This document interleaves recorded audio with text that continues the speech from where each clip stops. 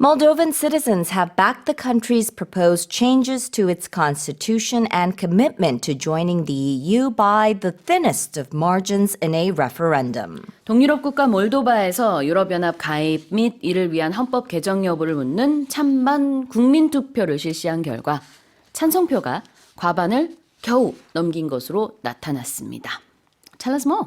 Yeah, so they said that about 99.6% of votes have been counted as of Monday afternoon local time, and the official data put the percentage of yes votes at 50.46 and the percentage of no votes at 49.54. So it's a very, very small margin. Wow. And apparently this came as a shock to many because the referendum had been widely expected to comfortably pass in this country of 2.6 million, which borders Romania and Ukraine. So a EU spokesperson said that the vote had taken place under unprecedented interference and intimidation by Russia and its proxies.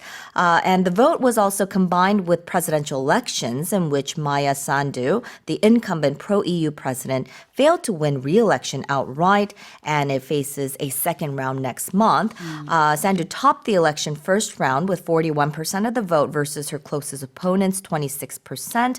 But Sandu will now face a difficult second round coming up on November 3rd.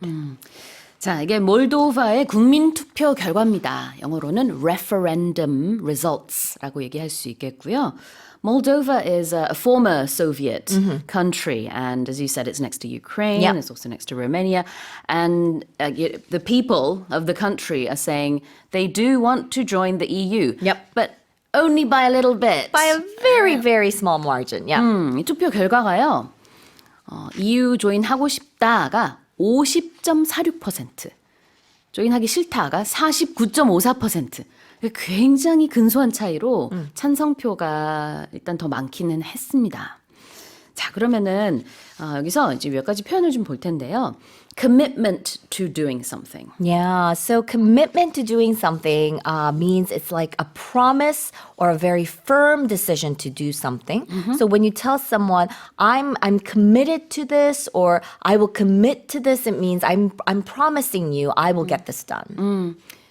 약속이라는 의미가 있습니다. Commitment. 자, 그 다음에는 the thinnest of margins. So this is another interesting way to say that the margin was not very big or the Yeah. margin was very small. So margin is talking about the difference between two amounts. So in this case, the difference between the two percentages of votes, the yes votes and the no votes. So we use it a lot when we're talking about votes or maybe even points between the winner or the loser in an election. Yep. So if it's the thinnest of margins, it means it's very thin. There's no big difference between the votes. So other expressions that you can use are there was a small margin, there was a narrow margin, and slim margin? A slim margin, or another way you could say is that so if someone won the election by a very narrow margin or the thinnest of margins, you could say they won by a hair. By a hair. Yeah. Oh, yeah. I've also read somewhere that the margin was razor thin. So, Yeah. you know, anything to do with something that's really small Yeah. and thin or narrow. That's what you can use here. 자, 일단은요. 여기서 찬성표가 반대표보다 아주 조금 많았죠. 그래서 그 차이, margin이 thin했다. thin은 우리가 종이 같은 거 얇다라고 할 때 많이 쓰는 표현이기도 하지만 여기서는 근소한 차이, 근소하다라는 의미로 여기서 쓰고 있고요. 지금 캐런 선생님이 설명해 주신 것처럼 there was a narrow margin, a small margin, a thin margin, slim margin 다 가능합니다. 여러 가지 이제 작다, 뭐 날씬하다, 얇다 이런 뜻의 단어들을 다 갖다 붙일 수가 있고 아니면 they won by a hair라는 표현도 있는데요. 만약에 어떤 투표에서 우승을 했다. 이기긴 이겼는데 아주 근소한 차이로 이겼다라고 하면 they won by a hair. 머리카락 하나. 이렇게 hair라고 표현을 할 수도 있겠죠. 자, 실제로 미국의 지금 여러 가지 여론조사들 결과를 보면은요. The popularity votes right now in America show that there's just a very slim margin of difference between the former President Trump and VP Harris. Yeah.